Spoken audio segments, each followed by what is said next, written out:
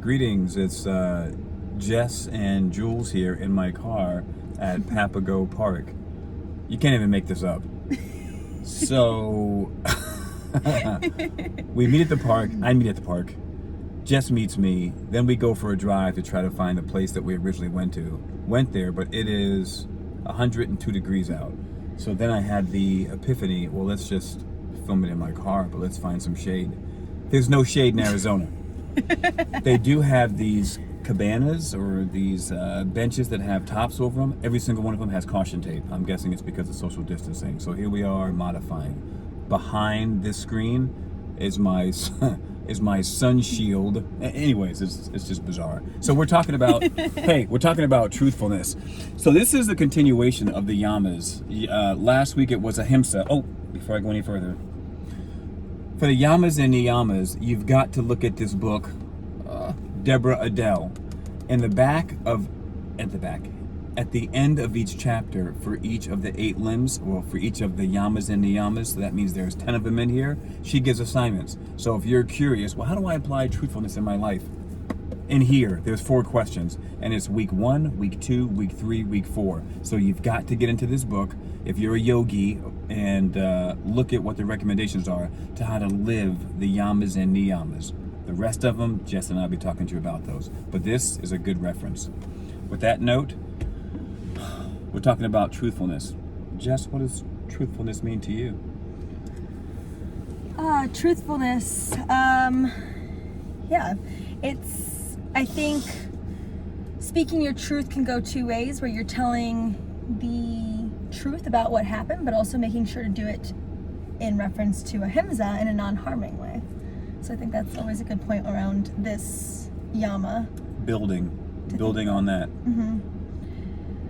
So speaking to a point of truth, telling the truth to other people, but not necessarily telling so much truth that you're going around hurting people with your truth too. I agree, 100%. Here's a quote from Carl Jung, which, by the way, is from Deborah. Carl Jung said, "A lie would make no sense unless the truth was felt to be too dangerous." I like that. But with what you said, our truth changes, doesn't it? Yeah. Because, and here's one example. Those of you that have taken the Myers-Briggs personality test, I don't know, ENTJ, empath, I don't know what all the darn letters are, A, B, C, D, E, F, G.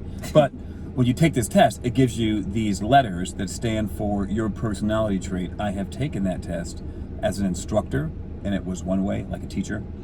I have taken it also in combat, totally different.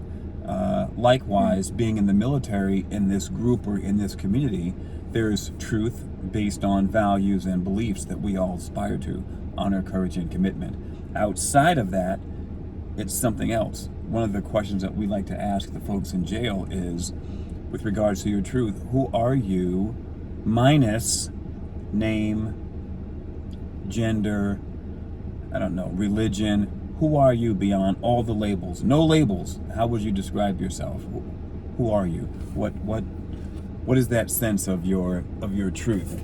And it's a huge philosophical decision and explanation. And most of them say, I don't know. Julian, what's yours? And when they ask me that question, I tell them that, and this comes from Eckhart Tolle, it comes from Michael Brown in the Presence Process, present moment awareness.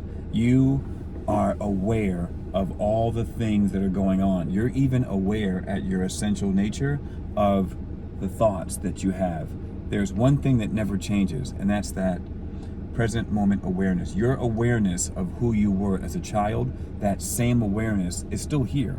It has never changed. The stories might change, the events might change, but that sense of who you are, it's omnipresent. It's always there. Mm-hmm. Yeah, so I think that's kind of an interesting point, because I think we hear truthfulness and we think like just as simple as like, oh, I don't tell lies. I don't tell lies, I'm good. Yeah, and even that can be, take some progress to be like, make the conscious choice of I'm going to tell the truth, because sometimes we avoid telling the truth because of that. The truth hurts someone. so then we make up lies. Yep. But I think if you're living your truth, something that's authentic to you, that there wouldn't be the need to be making up those lies. Yeah. Yeah. I think that's the ticket, to be authentic. But how do we do that when we have our roles? Because for me, as a yoga instructor, well, right now, well, you're my sister, a little bit different, but I mean, I don't have to change roles from who I am at home to us sitting here doing this. This is like what I do. But do we not have our truth and how we present ourselves at work with our coworkers? We get home with our select group of friends. There's a different truth with which we talk, we jive, we whatever. Then the yoga folks. So there's all these different labels that we have that we tend to act from. Like, how can you not? If you're a school teacher, you're acting from the standpoint of being a school teacher. As a mom, it's as a mom. But if you drop all of that and just be, I think that's the challenge. And for yoga, yoga helps us to find our truth, because you go in there with one idea of, I don't know, a certain pose, and you're in it, then you look to your left or right, and gosh darn it, somebody else is nailing it. They might even get a good compliment. In yoga, we don't compare. There's no comparison. It's just with you. It's all internal. It's self-diagnostic. That's what I love about yoga, because it teaches you so much about yourself. Which has been interesting, I think, doing the yoga from home, because it's taken out the ability to do any of that. And I think that I've found more truth in my practice than I realized, I was engaging in some comparison before, because when I'm only me on my mat, and all of a sudden I realized I would modify something that I might not have in class, or... That's true. That's a realization for you. No, I think what you said in regards to living your truth and having that shift with all the roles, I think that's a very interesting point too, because and for me, yoga helps me find that place where I can just be. But the more often I engage in just being, the easier it is for me to live my truth. It's hard to know what my truth is. I'm disconnected from that. Me too. When I'm not finding that connection with my soul, not finding that opportunity to just be, whether it's, I don't know, I find a lot of be time in baking, or for me, like going on a hike, or doing yoga, meditating, prayer, gardening. Gardening, yeah. It's self-revealing, that much I do know. And I also know that it's fluid. Your truth is absolutely fluid. One of the things that we teach in the jail, Jessica mentioned about ahimsa. So we have nonviolence, and then we have truthfulness. Well, you might say, I'm being truthful that you are blankety blank. But if that truth hurts another person, then you're missing the mark with ahimsa. So keeping nonviolence right up here, how do you speak your truth and not be abrasive? How do you speak your truth and not be harsh or hurt somebody? And one of the acronyms that we teach in the jail is think. Think before you speak. If you've ever been told think before you speak, well, it stands for an acronym. And I have modified it, because if you look up this Sufi poem, this Sufi saying, this Sufi quote, it's not T-H-I-N-K. Maybe it's T-H-I-N or something. I don't know. I added an extra one. It makes it easier for me to remember. So before you say anything, before you react, before you respond, something happens. Here's what you ask yourself. Before you open your mouth, you ask yourself, is it true what I'm getting ready to say? You are a this, or you are a that, or I am not. Is it true what you're going to say? Most of the time, it's not true. The H is what you're getting ready to say. Is it helpful? Is it going to help the individual? The I is it inspiring? The N is it necessary? And the K is it kind? So if these are called the 5 gates of speech, before you open your mouth must unlock those 5 gates. T-H-I-N-K. If it doesn't, trust me when I say, it's better left unsaid. Just don't say anything. Walk away. Yeah. And it's hard. When you start finding that time to slow down and think of those things, you create space between the thought and then the words. Yes, ma'am. Yeah, you get to slow down. Instead of every single thing that comes into your mouth or come into your head coming out of your mouth, you have the chance to actually process it so that your mind's not the thing that's in control, that you are Yes. actually the thing that's in control. Yes, absolutely. Yeah. And I think that, and you're right. So the more that this is my opinion, the more that you do yoga, the more you create that distance Yeah. between the match and the fuse. That delay between something happening and you going immediately reacting, it slows it down. It's why yoga is so great for children that have ADD or ADHD, because they're standing there and they're told when to breathe and when to move. It's step by step by step by step by step, like a robot. So they listen, they're attentive, they can maintain their attention, they're moving, they're breathing. Anyways, it's a beautiful thing. Yeah. And all that, I think, coming back to that point of, truthfulness. Like, where do you find truthfulness? And it's just so interesting, that one little thought of like, oh, truth versus lie can come so much deeper than that. Yeah, and if you ask me how truthful am I, the initial response would be, I'm pretty truthful. But when it comes right down to it, maybe not so much. Mm-hmm. Do I say yes when it should be no? If somebody says, are you feeling okay? Do I say yes when it should be, no, actually I'm going through hell right now?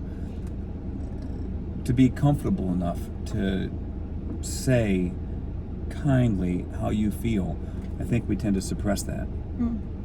Yeah, I think that's something that I've kind of been trying to put into more practice, but playing with which way it goes when people ask you, how are you, instead of just that rote response of fine. How are you? Yeah. Like, trying to actually give some more wording to it, but also recognizing that we don't need to bombard people with our negative problems. Yeah, of course not. Yeah, they don't want they don't want us to open up our journal, for heaven's sakes. But I think unless it's with permission, but with permission, yeah, somebody, a trusted friend, it's good to get that stuff off your chest. But I love how yoga brings us back to that. And if there's an intention setting and you're in your body, you're not worrying about anybody else, the truth comes out in your practice on your mat. With breathing, with holding a pose, with do I come out of it? Do I stay in it? All those questions, I think, are wonderful and worth looking at. Yeah. It's worth looking at dropping all of your labels. Just, I don't know, for a month, for a week, for a day. Drop all of your labels and just be that felt sense of being in your body. We tend to be out here, not really in our body. We talked about that in Ahimsa. I think it's important to get in here and trust that intuition, trust. And yoga brings up that sense of harmony between mind, body, and spirit. So when that gets aligned, it's easier for you to find your truth and to express your truth, because those blocked energies, they get opened, and they get opened in the most profound ways. One pose, child's pose, you come out of that, you got tears in your eyes. In Shavasana, you start bawling. I mean, just things come up that are not things, they're emotions, stuck emotions, whatever. They come up, and it reveals a lot for you. So you do yoga, you listen, you feel your body, and let it tell you what it needs to tell you. Yeah, and I think truth can just be honoring the emotion that you're feeling. I think so often we feel something and we don't enjoy that we feel something, so we go do things to get rid of that emotion. Sedate. Sedate the emotion. Drinking, or even going for a run, and things like that can seem more healthy than just drugging and drinking. But I think it's still important to allow yourself to live the truth of that emotion that's coming up. It's coming up for a reason. Yeah, absolutely. And stuffing it down is not the answer. It's bringing it up into the light of day and processing it. And that's a hard thing for people to do, especially with trauma, past trauma. Well, how do I deal with the past trauma right now? Well, that's easy.